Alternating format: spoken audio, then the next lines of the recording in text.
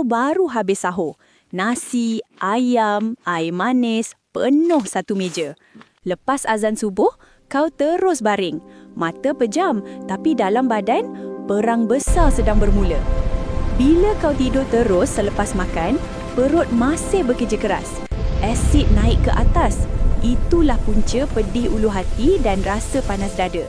Gula dalam darah melonjak tinggi. Insulin terpaksa kerja lebih masa. Lama-lama, risiko berat badan naik dan metabolisme jadi perlahan. Darah yang sepatutnya fokus pada pencernaan jadi terganggu sebab posisi baring.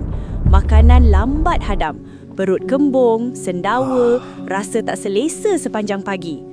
Lebih mengejutkan, tidur terus selepas makan boleh ganggu kualiti tidur.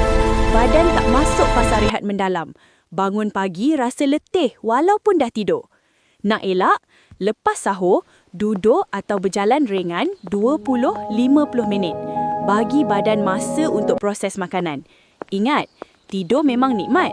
Tapi kalau salah masa, badan yang tanggung akibatnya.